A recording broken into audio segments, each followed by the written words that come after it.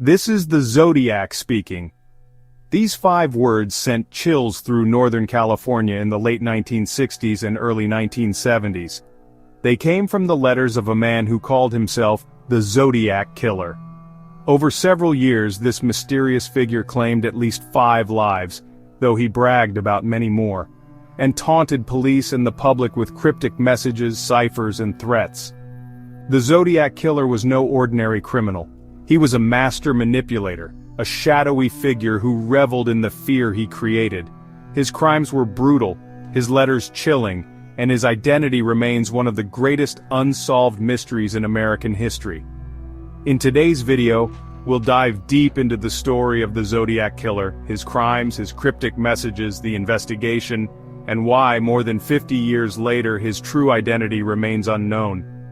The Zodiac first emerged in the late 1960s, a time of social upheaval and cultural change in America. But while the nation was focused on the Vietnam War and the counterculture movement, a different kind of terror was brewing in Northern California.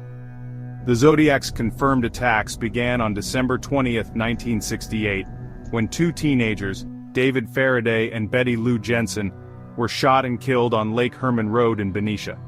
Just a few months later, on July 4, 1969, the Zodiac struck again, attacking Darlene Ferrin and Mike Mageau at Blue Rock Springs Park in Vallejo. Ferrin died, but Mageau survived, becoming one of the few people to see the Zodiac's face and live to tell the tale. The Zodiac's crimes were not random. He targeted young couples, often in secluded areas, and his attacks were calculated and brutal. But what set him apart was his obsession with the media and his desire for notoriety.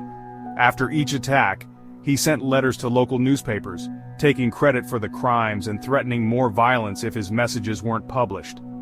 The Zodiac's letters were more than just confessions, they were a game.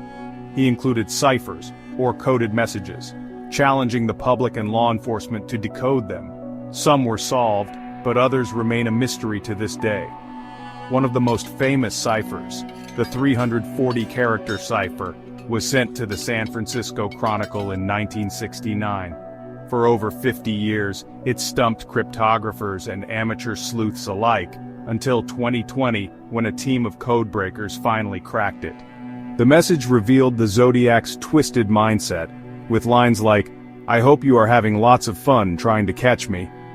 But not all of the Zodiac's ciphers have been solved. The Z13 and Z32 ciphers remain unsolved, leaving open the possibility that they could contain clues to the killer's identity. The Zodiac also included chilling details in his letters, such as pieces of clothing from his victims.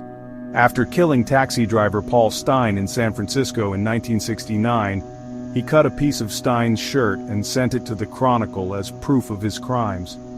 Each attack left the community in fear, and the Zodiac's letters only added to the terror.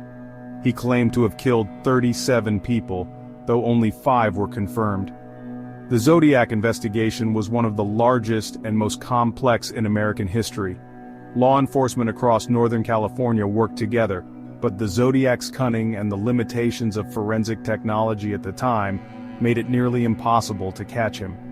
One of the most promising suspects was Arthur Lee Allen, a school teacher who matched the physical description provided by survivors and had a history of disturbing behavior. Investigators found circumstantial evidence linking Allen to the crimes, but DNA evidence later ruled him out. Other suspects were investigated, but no conclusive evidence was ever found. The Zodiac's ability to evade capture was partly due to his use of disguises, his knowledge of police procedures, and his habit of operating across multiple jurisdictions.